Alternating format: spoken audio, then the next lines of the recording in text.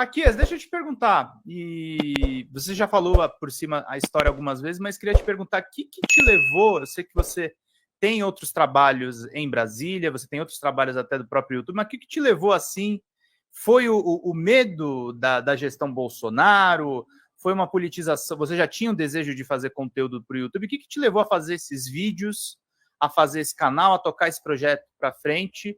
E como é que foi tocar? Como é que é tocar isso há 6 anos? Que eu estava vendo até os arquivos mais antigos do canal para entender um pouco. Na verdade, a questão do YouTube, ela começou assim, eu falando de religião, né? Primeiramente, eu gostava de assuntos religiosos, queria tirar algumas dúvidas, mas a comunicação já está dentro de mim de muito tempo. Eu, por exemplo, quando eu procurei fazer faculdade, eu queria fazer aquelas relações públicas, né?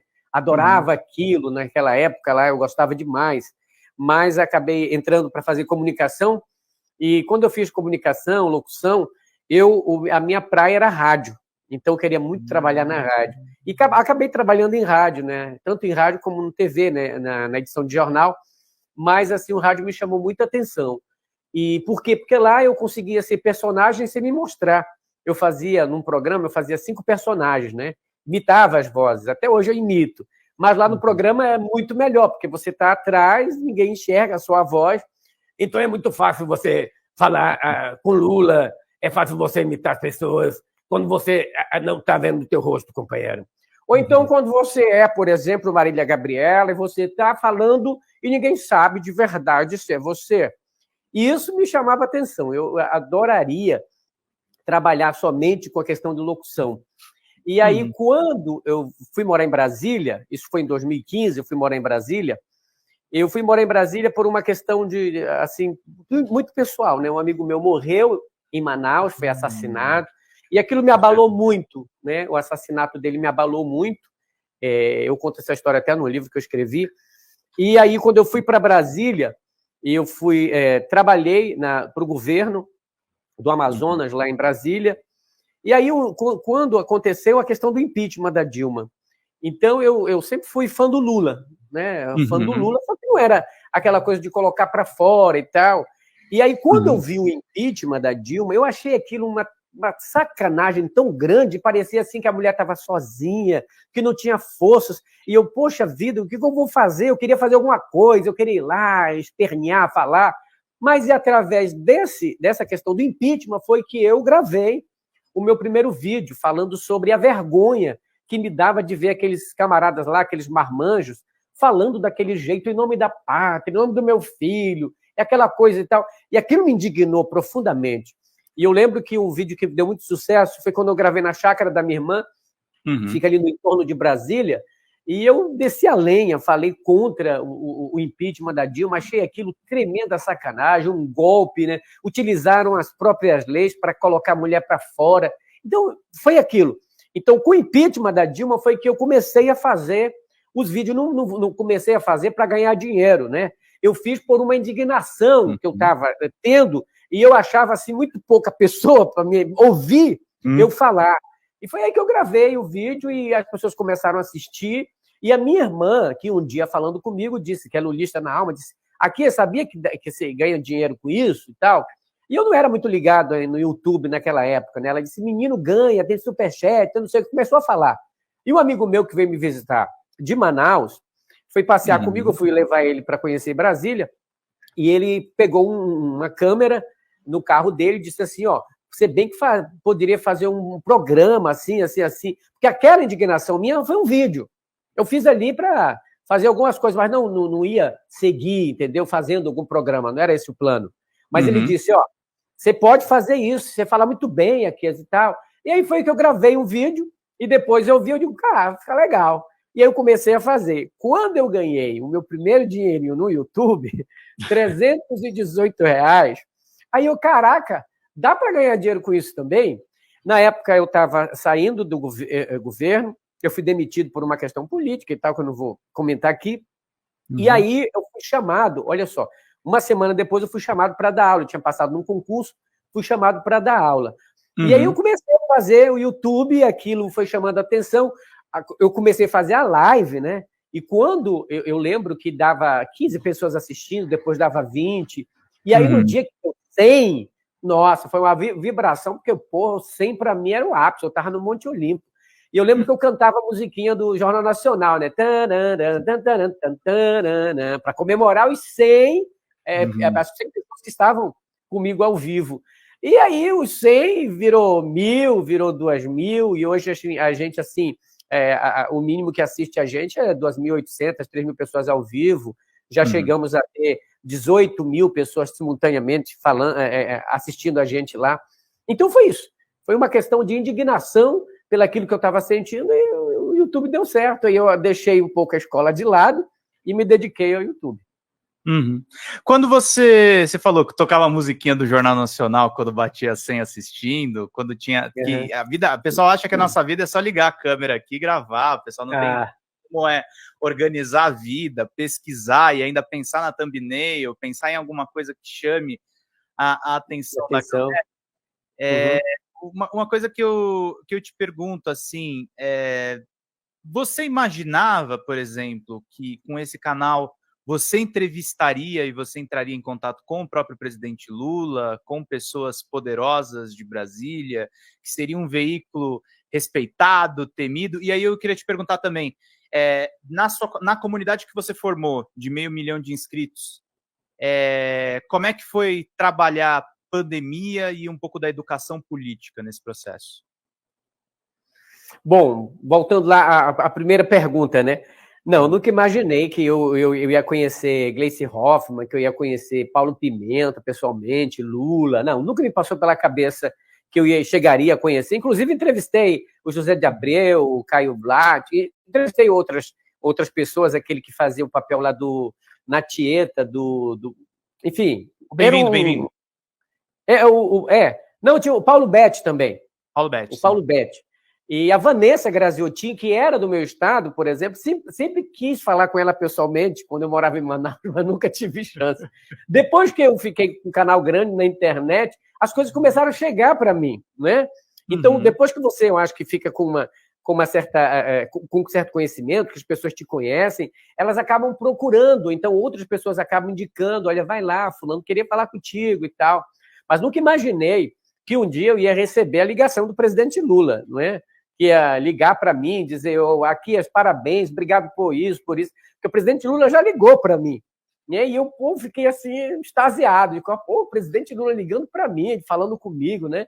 E aqui eu fiquei felicíssimo. Eu acho que tudo aquilo que você faz te leva a certa coisa, né? Às vezes, eu creio assim, que tem gente que parece que nasce com um certo aspecto de brilho. Eu não estou falando que isso é comigo, mas é com muita gente, né? Eu acho que o palco não é para todo mundo, mas aqueles que foram destinados a ele, ou que a tua trajetória te levou a isso, você não pode perder a oportunidade.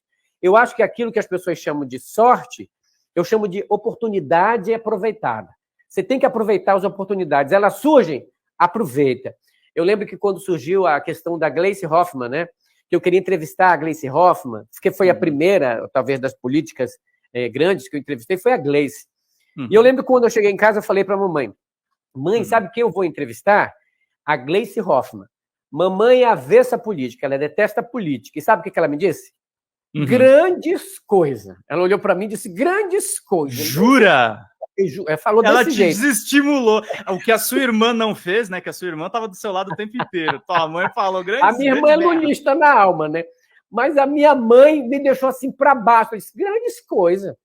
Fosse tu, não ia, não. Depois aí se mete com política e tal, porque a minha mãe... Meu pai era político, né? Aliás, ele gostava muito de política, tinha um trauma foi disso? candidato. Minha mãe tinha uma aversão muito grande com a questão de política. E quando o meu pai, eles se separaram, então a barra em casa foi muito grande, sabe?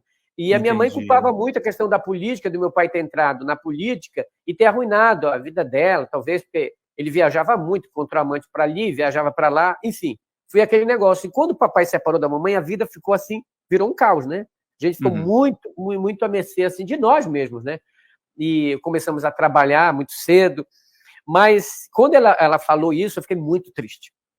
E eu lembro que eu olhei para ela e disse, mamãe, se meu pai estivesse aqui agora, ele ia falar assim, meu filho, parabéns, parabéns por entrevistar uma senadora. Porque Claro. eu lembro que a amiga do meu pai era a senadora Eunice Miquiles, a primeira senadora mulher do Brasil. Foi Eunice Miquiles. E o meu pai era amigo dela. Ela era do Amazonas, né? E ela foi minha paraninfa. Quando eu terminei o meu ensino médio, ela foi minha paraninfa. Então, aquilo me inspirava, que eu gostava de política, gostava de falar de política. Quando o papai estava em casa, a gente falava de política, ele era brisolista, falava de brisola, e eu gostava muito. E aquilo foi, quando a minha mãe falou aquilo, eu fiquei muito triste. E eu falei para ela sobre isso, mas depois ela foi diferente. Ela tem muito medo do que a política possa fazer, do que a política... Eu via que ela sente isso, a negatividade que é a política. Então, ela achava que eu ia me corromper, que ia acontecer alguma coisa assim, que já iam me matar. Então, ela via muito pelo lado negativo. Mas eu segui adiante, eu entrevistei a Gleice Hoffmann e eu posso dizer com clareza para você hoje, assim, com muito agradecimento, que a Gleice Hoffmann significou para mim, a amizade dela, portas abertas. Porque através dela eu conheci outras pessoas. A Gleice, até hoje, é a única dessas que chegaram ao poder que continua falando com a gente, continua atendendo a gente. E não é só comigo, não. Né? O Rony fala isso, outros youtubers falam isso para mim, porque a gente tem grupo, né, de WhatsApp que a gente conversa, e ele diz isso para a gente. Então é muito bom a gente sentir que aquelas pessoas que chegaram aonde chegaram, ainda falam com você, mesmo estando no poder. Isso é importante. Então, essa guinada no meu canal foi muito importante, porque eu entrevistei também a senadora Vanessa Graziotin, eu entrevistei o José de Abreu, que foi uma entrevista muito legal que eu fiz com ele, aí veio o Paulo Betti, o Glauber Braga, o próprio Paulo Pimenta, entrevistei ele no gabinete dele, e o fato de eu morar em Brasília, então, facilitou muito. Mas pensa, eu jamais imaginaria que morando em Manaus, né, pudesse morar em Brasília e conhecer lá o Palácio do Planalto, porque eu já estive no Palácio do Planalto também, conhecendo aquela coisa toda. Não, foi uma coisa assim, realmente, que uma oportunidade que surgiu e que eu agarrei e disse, é isso que eu quero. Fala pessoal da Folha Democrata, aqui é Pedro Zambarda, editor do canal aqui e também do site da Folha Democrata. Estamos em uma nova campanha de Pix, gente. O nosso canal voltou a ser demonetizado, mas nós ainda estamos enfrentando burocracias dentro do YouTube. Então a gente pede para vocês contribuírem no Pix, diretamente no Pix, gente. Faz um depósito lá no nosso Pix, você nem precisa usar o cartão de crédito, você pode fazer o Pix além das nossas metas por live, que é de R$100 no Pix. Vocês podem ajudar em folhademocrata@gmail.com. Essa contribuição no nosso Pix é necessária para pagar o salário dos trabalhadores aqui da Folha Democrata, como o meu salário e o salário também do nosso editor de cortes de vídeo, o Gabriel. Então é necessário a gente fazer essa campanha de arrecadação, gente. Folha Democrata é um canal novo que surgiu nessa era democrática de governo Lula 3 e a gente precisa do seu apoio para continuar fazendo esse trabalho. Gente, muito obrigado pela paciência, pela colaboração de vocês e contribuam. R$20 de Pix, vocês ganham livros aqui no nosso canal, que estão disponíveis aqui. Basta você fazer a sua contribuição e depois mandar e-mail com o pedido de qual dos 3 livros, temos ainda um 4º livro para a gente dar de presente, no folhademocrata@gmail.com ou no pedrozambarda@gmail.com. E quem mandar 80 pilas no Pix ganha um curso de roteiro de comédia com a Xanda Fontes, a nossa sócia. Gente, vida longa e próxima. Vida longa e próspera, gente. Não próxima. Longa e próspera. Cuidem-se, cuidem dos seus. Até mais. Tchau, tchau.